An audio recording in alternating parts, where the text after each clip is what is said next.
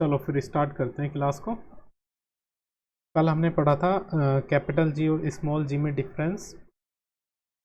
तो मैं एक बार बता देता हूँ। कैपिटल जी क्या होता है, ये ग्रेविटेशनल कांस्टेंट है, ठीक है। और स्मॉल जी क्या है, ये एक्सेलरेशन ड्यू टू ग्रेविटी।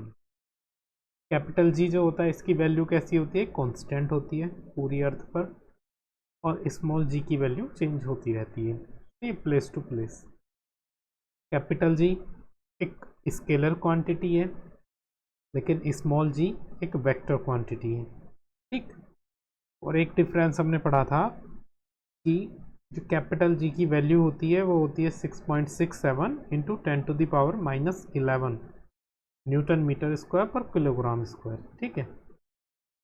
और वहीं पे जो जी की वैल्यू होती है इक्वेटर पर वो होती है 9.8 मीटर पर सेकेंड स्क्वायर। ये हमने कल पढ़ा था। आज हम पढ़ते हैं, आज हम पढ़ेंगे मास एंड वेट क्या होता है। किसका माइक अनम्यूट है अभी?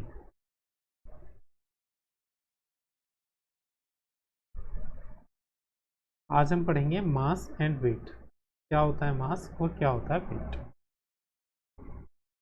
कोई बताएगा मुझे क्या डिफरेंस है इन दोनों के बीच, क्या क्या होते हैं ये?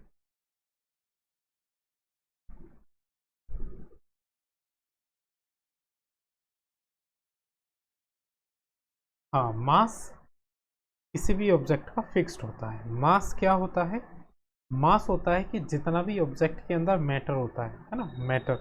The mass of a body is defined as amount of matter present in it.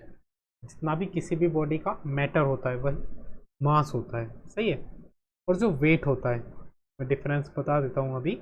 जो वेट होता है वो क्या होता है, कोई भी बॉडी, कोई भी बॉडी अर्थ पर जितना फोर्स लगाती है, मान लो ये नीचे अर्थ सरफेस है और ये बॉडी जितना अर्थ पर फोर्स लगाएगी वो फोर्स ही कहलाएगा वेट, ठीक है। तो सबसे पहले हम मास की डेफिनेशन लिखेंगे कि मास क्या होता है। तो लिखते हैं, तो मास क्या होता है, the mass of a body is define as, लिखेंगे the mass of a body is defined as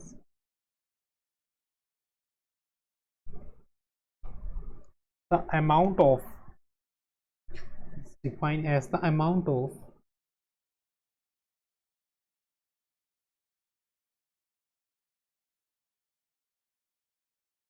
matter, the amount of matter contained in it,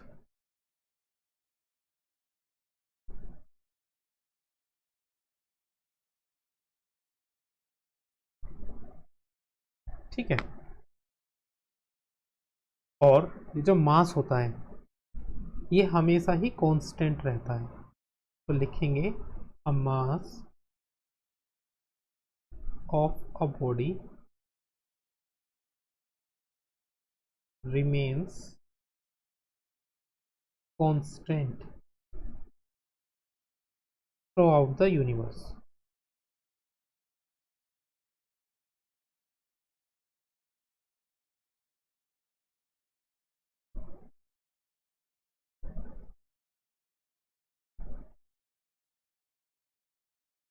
ये पूरे यूनिवर्स में क्या होता है, कांस्टेंट होता है, ठीक है। और मास को हम किस चीज़ में मेजर करते हैं, तो मास को मेजर करते हैं किलोग्राम में। तो हम बोलेंगे कि जो इसकी एसआई यूनिट होती है, it's SI unit, it's SI unit is kilogram, ठीक है। एंड एक बात और ध्यान रखेंगे कि ये क्या है, it is a scalar quantity. कैसी क्वांटिटी है, scalar quantity, it is a scalar quantity.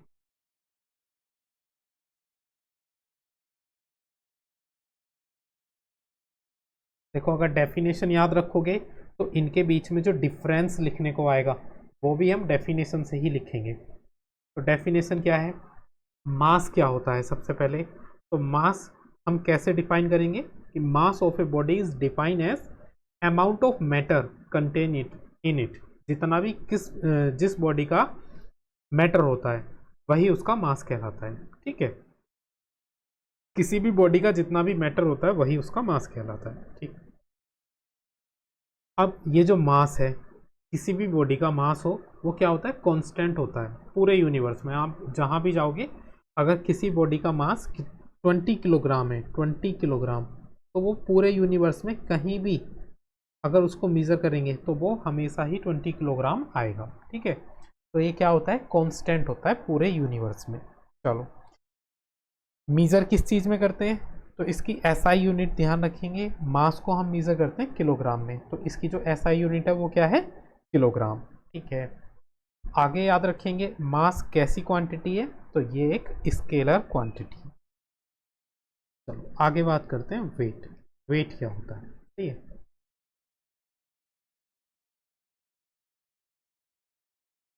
Wait मैंने क्या बताया था, कोई भी ऑब्जेक्ट जितना फोर्स लगाता है अर्थ पर, सही है, उसी को बोलते हैं वेट। तो इसमें लिखेंगे weight is defined as the force, wait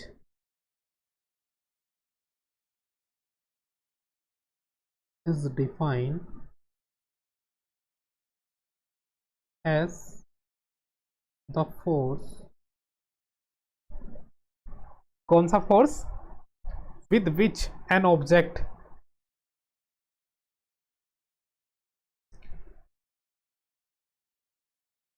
with which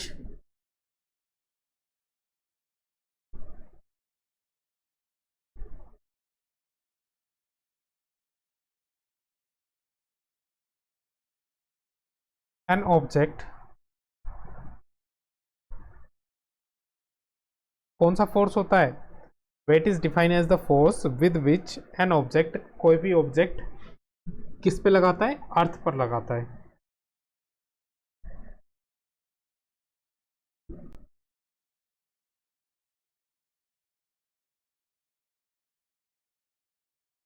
या इसकी एक डेफिनेशन और लिख सकता हूँ मैं, एक मिनट, एक सिंपल सी डेफिनेशन इसकी लिखी जा सकती है कि वेट क्या होता है।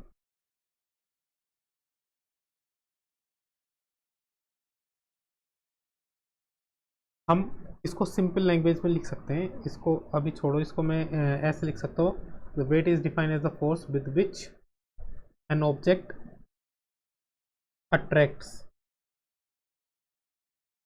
टुवर्ड्स द अर्थ।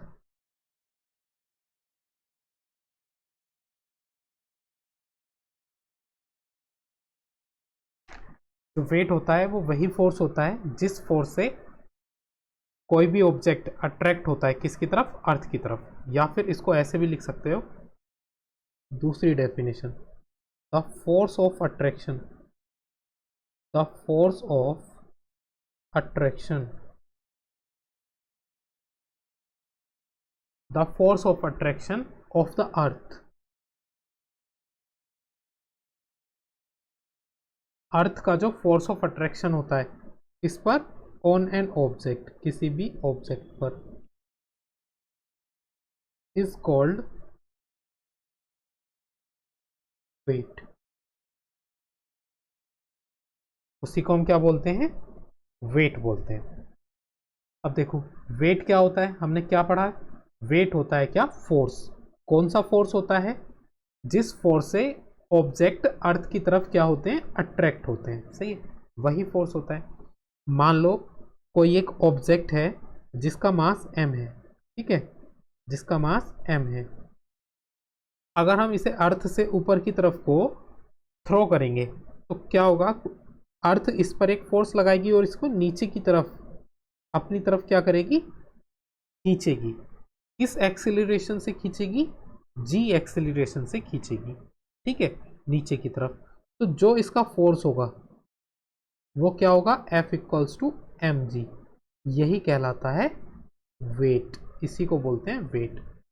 या फिर अगर हम मान लो कोई भी ऑब्जेक्ट है अर्थ की सरफेस पर अगर खड़ा है, हुआ ना, ये एक ऑब्जेक्ट है जो अर्थ सरफेस पर है, इसका मास m है, ठीक है, इस ऑब्जेक्ट का मास m है, तो अर्थ इस पर अपनी तरफ एक ग्रेविटेशनल फोर्स लगा रही होगी जिसके कारण acceleration due to gravity g होगा। तो इस ऑब्जेक्ट पर, ये जो ऑब्जेक्ट है ये अर्थ पर जो रखा है, ये अर्थ पर अपनी वजह से जितना भी फोर्स लगा रहा है उसी को बोलते हैं वेट, जिसको हम F इक्वल्स टू mg से मेजर करते हैं। ठीक है, तो बोलते हैं F इक्वल्स टू mg। समझ में आया? क्यों भाई, वेट और मास समझ में आया? क्या होता है वेट और क्या होता है मास?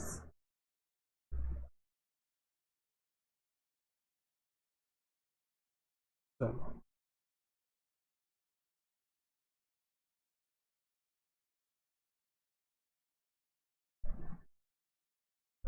तो अब मुझे बताओ, वेट एक फोर्स ही होता है, सही है? वेट क्या है? एक फोर्स है। तो इसकी यूनिट बताओ सबसे पहले। तो जो यूनिट हो जाएगी, यूनिट ऑफ वेट, वेट की यूनिट क्या हो जाएगी बताओ जरा। वेट एक फोर्स है और फोर्स की यूनिट क्या होती है? न्यूटन। तो इसकी यूनिट भी क्या हो जाएगी? न्यूटन। तो ध्यान रखना, वेट की यूनिट कितनी होती है? न्यूटन होती है, सही है? और इस फोर्स को जब वेट की तरह लिखना हो तो इसको, F को हम रिप्लेस करते हैं किससे? W से। W मतलब वेट। ठीक है, यही जो फोर्स होता है इसी को वेट बोलते हैं।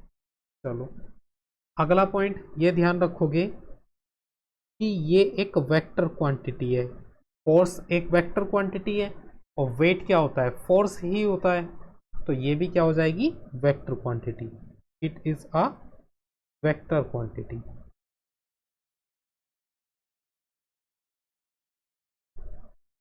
ये एक वेक्टर क्वांटिटी होती है। ठीक है भाई, चलो, दोनों डेफिनेशन अच्छे से क्लियर हुई।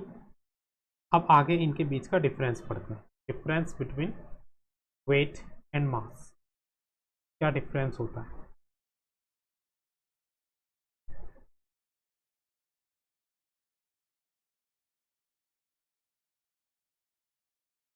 इधर लिखते हैं मास और इधर लिखते हैं वेट। अब इनमें देखेंगे डिफरेंस। ठीक है,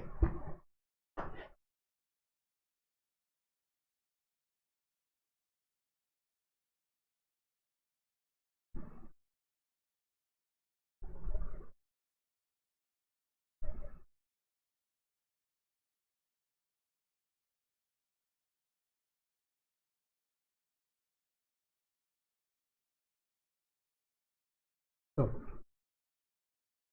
सबसे पहला पॉइंट, सबसे पहले पॉइंट में बताओ क्या डिफरेंस बता सकते हैं हम? मास और वेट में क्या डिफरेंस होता है? देखो, मास क्या होता है? किसी भी बॉडी का पूरे यूनिवर्स में मास क्या होता है? कांस्टेंट होता है। तो हम बोल सकते हैं कि जो मास होता है, मास of a body,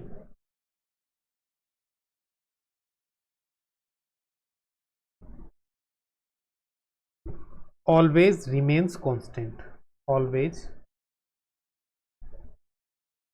remains constant. जो मास होता है किसी भी बॉडी का, वो क्या होता है? ऑलवेज कांस्टेंट रहता है। अब वेट की बात करते हैं। अच्छा, वेट किस पर डिपेंड होता है? वेट का फॉर्मूला होता है W इक्वल्स टू mg। और मैंने बताया था ये जो g है ये क्या है? इस g को बोलते हैं एक्सीलरेशन ड्यू टू ग्रेविटी। और ये जो एक्सीलरेशन ड्यू टू ग्रेविटी है ये क्या होती है? It change place to place. ये प्लेस टू प्लेस चेंज होती है, नहीं होती? अर्थ पर अगर हम इक्वेटर की तरफ जाएंगे तो ये अलग होगी, पोल्स की तरफ जाएंगे तो ये अलग होगी। कहने का मतलब acceleration due to gravity change होती रहती है। तो जब acceleration due to gravity change होती रहती है तो वेट भी तो एक्सेलरेशन ड्यू टू ग्रेविटी पर डिपेंड होता है, तो वेट भी तो चेंज होता है। तो अगर हम किसी भी बॉडी का वेट मेजर करेंगे तो वो अर्थ पर अलग अलग जगह पर अलग अलग वेट हो सकता है। ठीक है, तो हम वेट को क्या लिखेंगे, weight of an object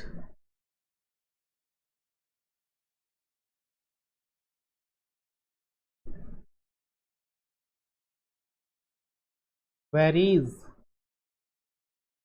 place to place, ये अलग अलग जगह पर अलग अलग हो सकता है। ठीक है, चलो दूसरा दूसरा डिफरेंस बताओ। दूसरा डिफरेंस बता देंगे कि ये क्वांटिटी कैसी है, मास कैसी क्वांटिटी है, it is a scalar quantity, ये एक स्केलर क्वांटिटी है। और वेट कैसी क्वांटिटी है, vector, it is a vector quantity. अरे साथ में लिखते हुए भी चल रहे हो, नहीं नोट्स बनाते हुए चल रहे हो प्रॉपर। हाँ सही, चलो तीसरा डिफरेंस देखेंगे। तीसरा डिफरेंस में इनकी यूनिट लिख देंगे, क्या होती है इसकी यूनिट, क्या होती है, इट्स यूनिट इज, मास की यूनिट क्या होती है, किलोग्राम, और वेट की यूनिट क्या होती है, इट्स यूनिट इज न्यूटन, इसकी यूनिट होती है न्यूटन। चलो अगला डिफरेंस देखते हैं।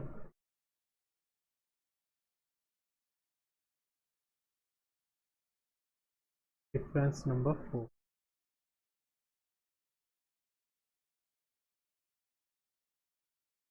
चलो हाँ ध्यान रखना, मास जीरो नहीं हो सकता, मास can not be zero, mass can not be zero, ध्यान रखना। लेकिन वेट जीरो हो सकता है, इट कैन बी जीरो।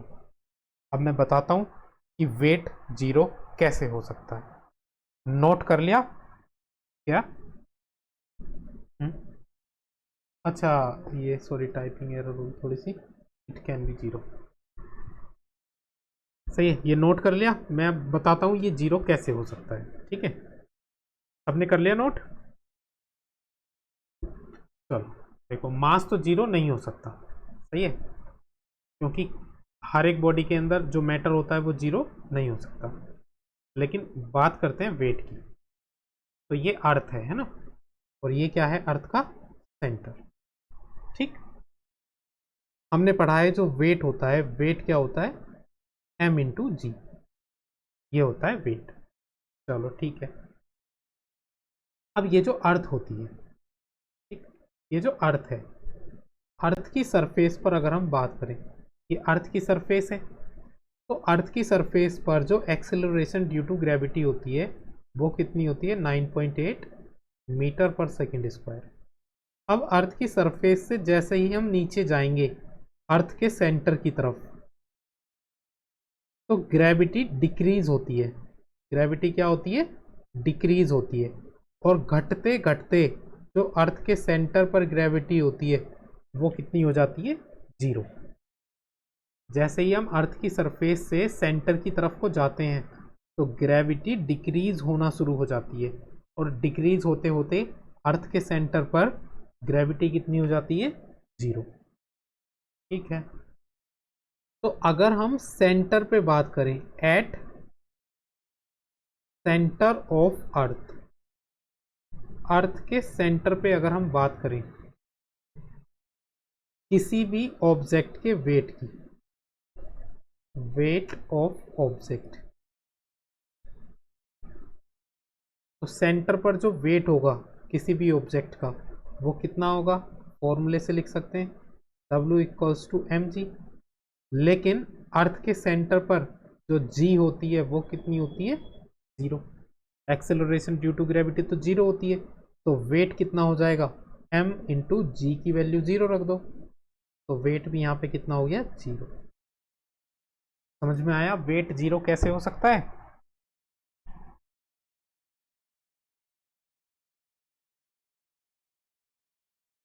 इसको नोट कर सकते हो।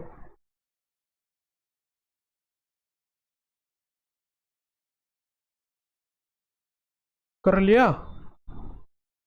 तो देखो ग्रेविटेशन तो होता है चैप्टर यहीं पे फिनिश।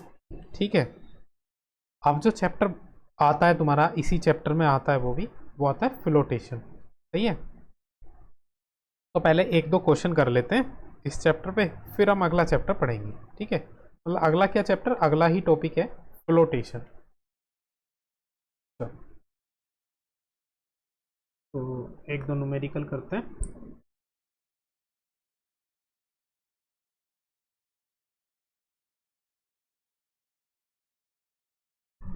क्वेश्चन लिखो एक।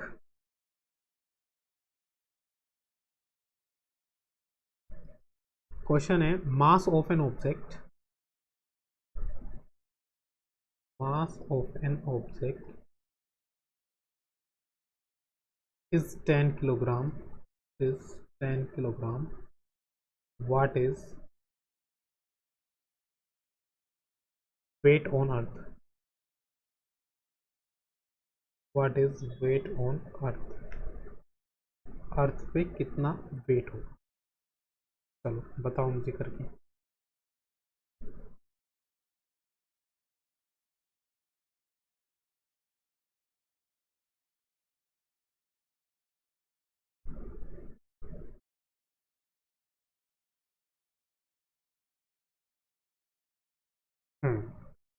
देखो मास दिया हुआ है हमें कितना, मास दिया हुआ है 10 किलोग्राम। ठीक है, और हमें पता है जी की वैल्यू कितनी होती है, जी की वैल्यू होती है 9.8 मीटर पर सेकंड स्क्वायर। हमें निकालना है वेट, वेट ऑन अर्थ, अर्थ पे कितना वेट होगा। हम जानते हैं तो वेट का फॉर्मूला होता है W equals to m g होता है। एम की वैल्यू दी हुई है 10 किलोग्राम और जी की वैल्यू दी हुई है 9.8। तो जब इसकी मल्टीप्लाई करेंगे तो ये आएगा 98 और यूनिट कितनी आएगी इसकी, न्यूटन। किसने न्यूटन बताई थी भाई, एक ने केजी बताई थी है।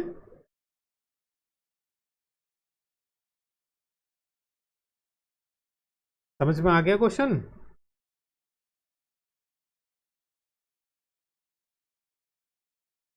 चलो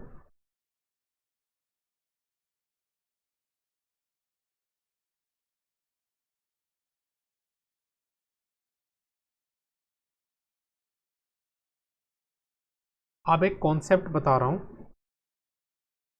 उसको हेडिंग डाल के लिखना, weight of object on the moon.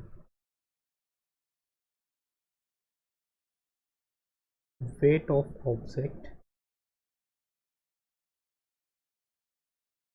On the moon. ध्यान रखना मास की बात नहीं हो रही, मास तो मून पे भी सेम रहेगा और अर्थ पे भी सेम रहेगा, वेट की बात कर रहे हैं हम। ठीक है, तो हम जानते हैं कि मैं सारी चीज़ें लिखाऊं, चलो लिखा देता हूं। यहाँ पे अगर बात करूं,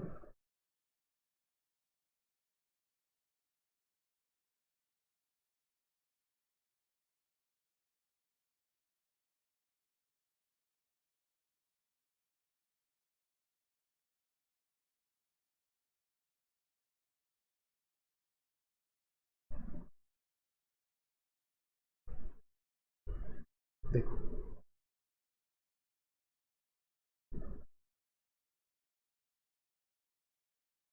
बॉडी मास किलोग्राम में और रेडियस मीटर में। ठीक है, इधर देखते हैं हम, इधर लिखेंगे अर्थ और मून। तो अगर मैं अर्थ और मून का मास और रेडियस बताऊं तो देखो, जो अर्थ होती है, अर्थ का जो मास होता है वो होता है 5.98, ठीक है, इंटू 10⁻²4 किलोग्राम। तो ये ऊपर लिख दिया मैंने किलोग्राम, तो यहाँ पे लिखने की जरूरत नहीं है, लो यहाँ पे भी लिख देता हूँ किलोग्राम। और जो मून का मास होता है ना, ये मास ये होता है 7.36 इंटू 10⁻22 kg। ये आपको याद नहीं रखना है, बस अभी जो मैं लिख रहा हूँ उसको देखते चलेंगे। अगर मैं अर्थ की रेडियस की बात करूँ तो अर्थ की रेडियस होती है 6.37 इंटू 10⁻6 मीटर, ठीक है। और जो मून की रेडियस होती है वो होती है 1.74 इंटू 10⁻6 मीटर, ये होती है। नहीं, ये रेडियस मीटर में लिखी हुई है, मीटर ऊपर भी लिखा हुआ है मैंने मीटर। किलोमीटर में 10⁻3 दे रखी होंगी। हाँ, किलोमीटर में अगर करेंगे तो 10⁻3 हो जाएगा, सही है। चलो, इतनी बात समझ में आई। तो यहां से अगर हम देखें कि जो वेट होगा, जो वेट होगा किस पर, मून पर, जो वेट होगा किस पर, मून पर। देखो फोर्स क्या होता है, ग्रेविटेशनल फोर्स क्या होता है, G M mass of earth into mass of object upon radius of earth का स्क्वायर, ये होता है ना। अब फोर्स ही क्या होता है, फोर्स होता है वेट। तो अगर हम वेट निकालें, अभी देखो यहाँ अर्थ की बात चल रही थी, तो अर्थ के लिए तो वेट ये हो जाएगा। मून की बात चल रही है तो यहाँ पे जी तो आएगा ही, है ना, ग्रेविटेशन कांस्टेंट है। ये हो जाएगा मास of moon into mass of object upon radius of moon का स्क्वायर। और अगर वेट बात करें हम अर्थ पर कितना वेट होगा, तो G mass of earth into M upon radius of earth का स्क्वायर, ये होगा।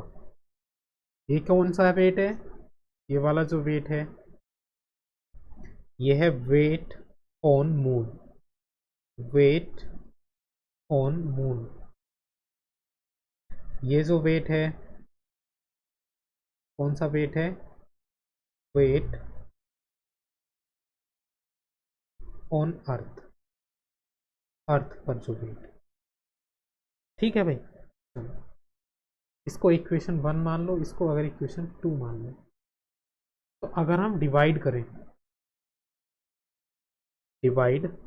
अगर हम इक्वेशन 1 को इक्वेशन 2 से, तो देखो weight on moon upon weight of earth आ जाएगा, इक्वल्स टू क्या बचेगा, जब हम G M into M upon R M के स्क्वायर से डिवाइड करेंगे किसको, G M E M upon R E square, है ना।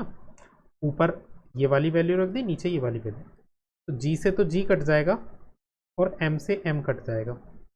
तो ये जो वैल्यू आएगी, ये वैल्यू आएगी एम इंटू एम, और ये जो नीचे आर ई स्क्वायर है ये ऊपर पहुंच जाएगा आर ई स्क्वायर, ठीक है।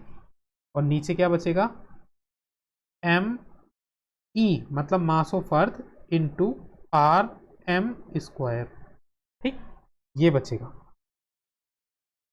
चलो इसको मैं अगले पेज पे लिख देता हूँ।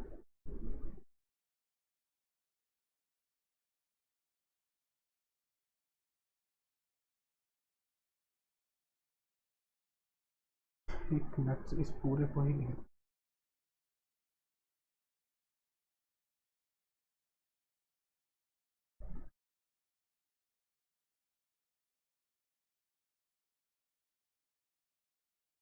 सही है, ये समझ में आया। चलो, तो अपने पास क्या आया, अपने पास आया कि weight on moon upon weight on earth, इसका फॉर्मूला क्या आया, mass of moon into radius of earth का square upon mass of earth into radius of moon का स्क्वायर।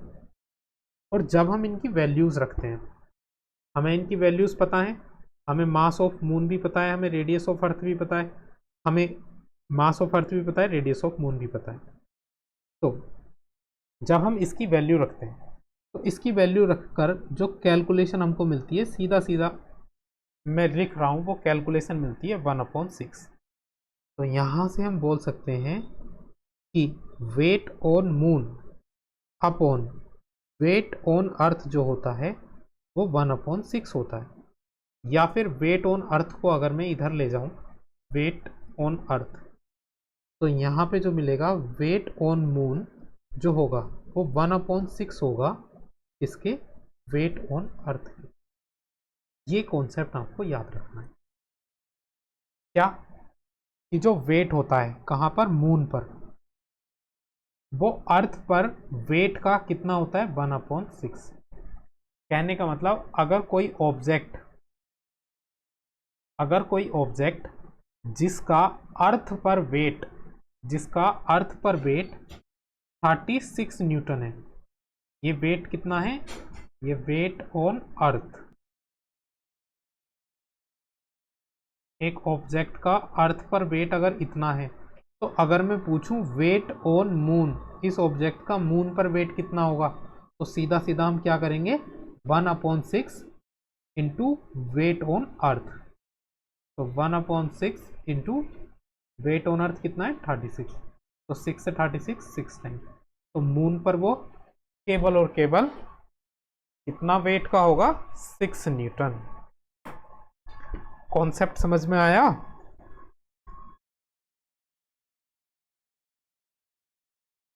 क्यों भाई, नोट कर लिया? करो।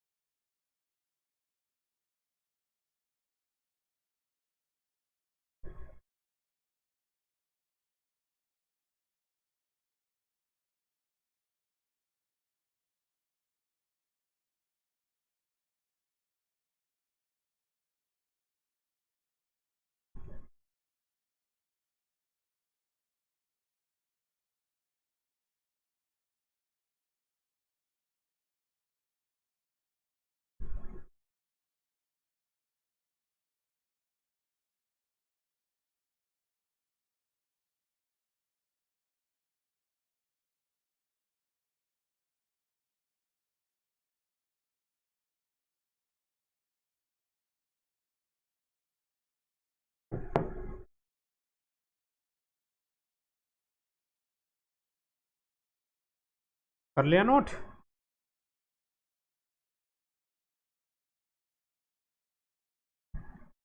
चलो फिर अब एक क्वेश्चन करते हैं। तो बेस्ड क्वेश्चन लिखेंगे।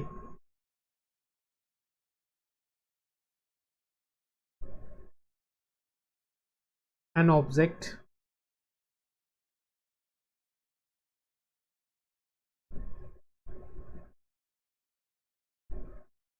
weight 10 Newton when measured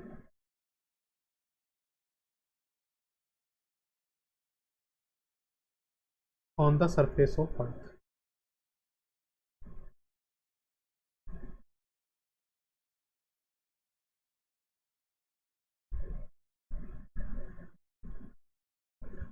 What would be its weight?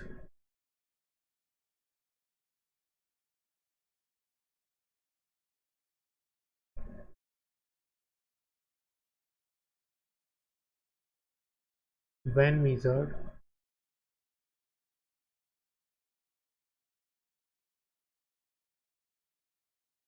on the surface of Moon?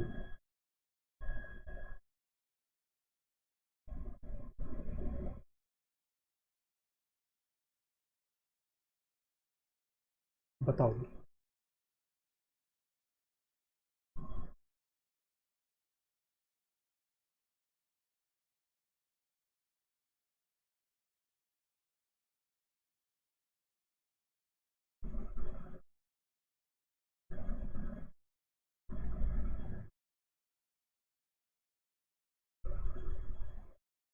1.6 Newton.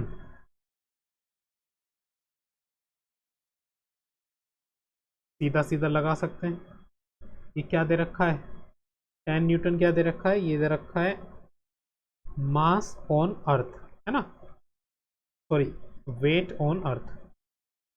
Wait on earth दे रखा है ये 10 newton. Acceleration due to gravity हमें पता है, या छोड़ो, इसका तो यूज ही नहीं होना। हमसे क्या पूछा है? Weight on moon. तो हम जानते हैं कि वेट ऑन मून जो होता है वो क्या होता है? 1/6 इंटू वेट ऑन अर्थ। तो weight on moon equals to 1/6 into weight on earth दे रखा है 10 न्यूटन। तो वेट ऑन मून जो आ जाएगा, इससे कट करेंगे तो कितना आ रहा है ये आंसर?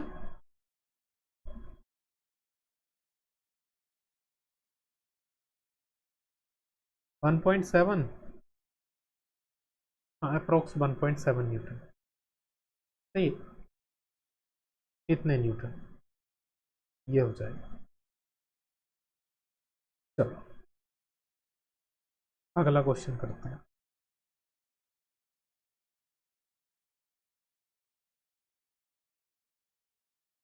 अगला क्वेश्चन लिखेंगे, ए कार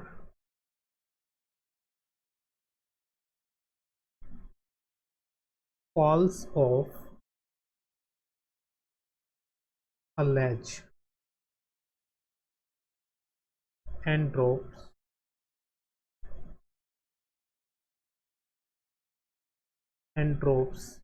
to the ground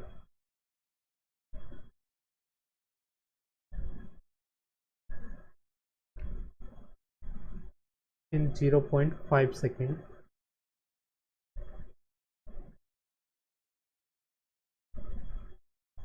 सही है। अब इसमें जो क्वेश्चंस हैं वो ये हैं। First question, what is the speed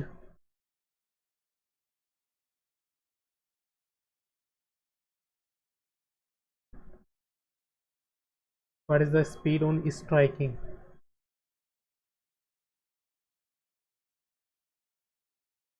the ground? दूसरा, what is the average speed?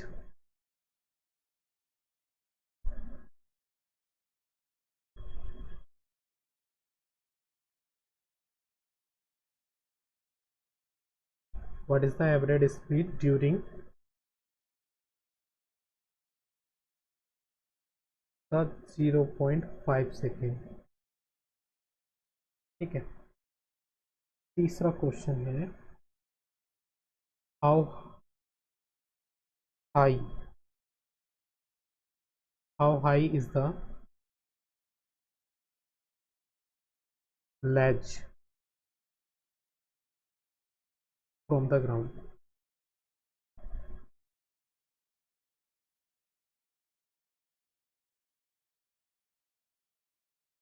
इसको नोट करो पहले। हिंट दिया हुआ है, टेक, तो जी की वैल्यू लगानी है वो 10 मीटर पर सेकेंड स्क्वायर। ये हिंट है।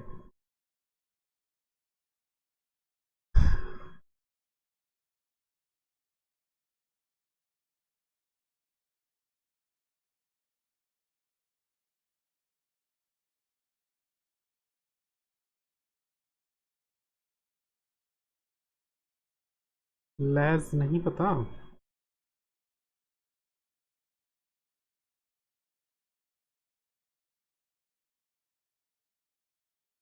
अरे एक पत्थर को बोलते हैं, पत्थर को। एक कार से एक पत्थर गिरता है, सही है, लैज। ठीक।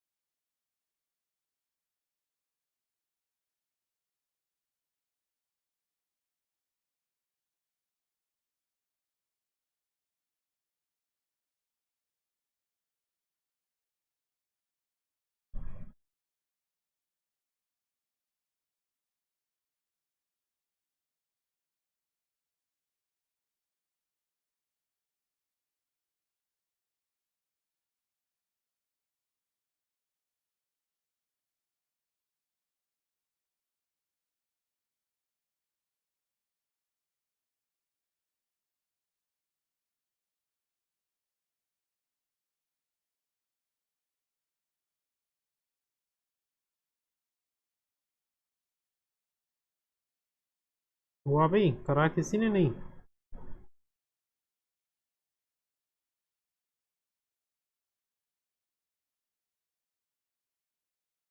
चलो सेकंड भी करो।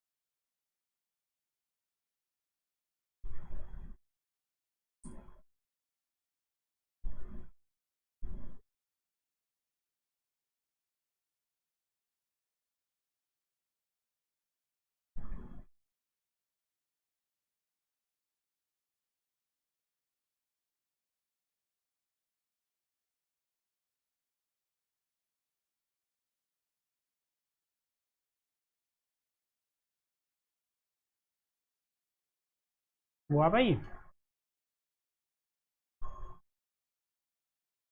देखो सबसे पहले तो क्वेश्चन को पढ़ेंगे और देखेंगे क्या क्या गिवन है, फिर सॉल्यूशन करते हैं। इसमें बोला गया है एक कार फॉल्स ऑफ, मतलब गिर जाता है एक पत्थर, है ना, ग्राउंड पर। और कितना समय लिया उसने? 5 सेकेंड। टाइम दे रखा है 0.5 सेकेंड। अब खुद से गिर रहा है तो उसकी इनिशियल वेलोसिटी कितनी होगी?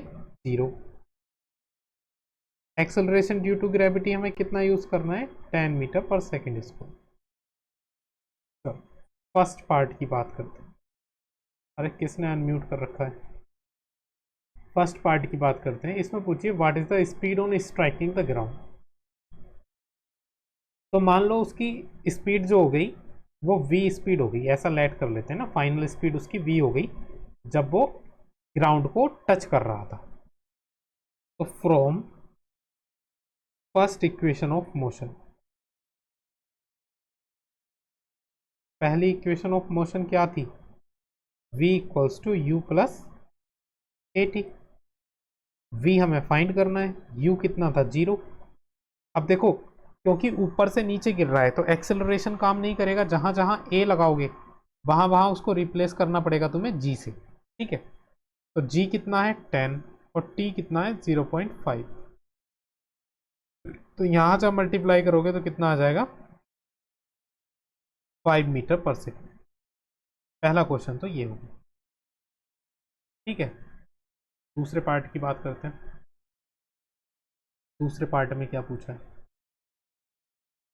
What is the average speed during, इस टाइम में एवरेज स्पीड क्या रही होगी? तो एवरेज स्पीड का फॉर्मूला क्या होता है? एवरेज स्पीड होता है initial speed plus final speed upon 2। Initial speed कितनी थी? 0।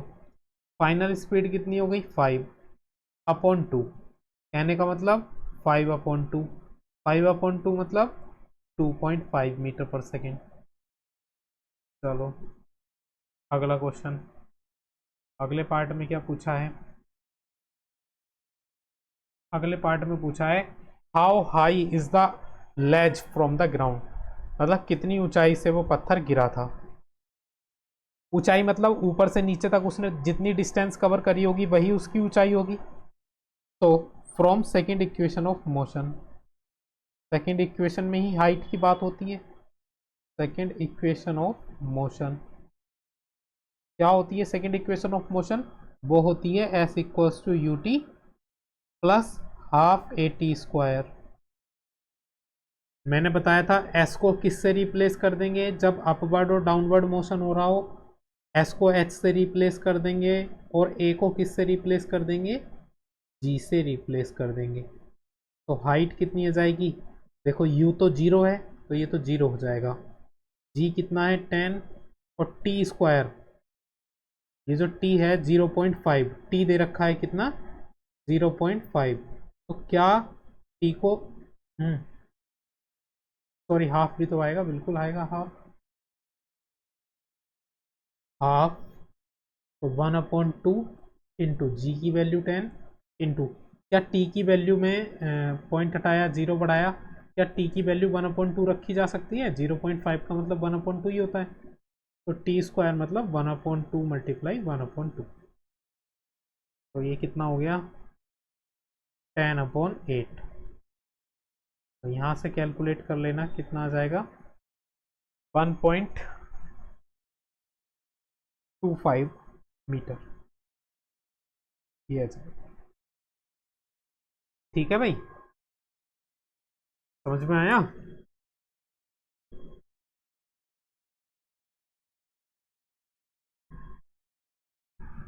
क्यों भाई, नोट कर लिया।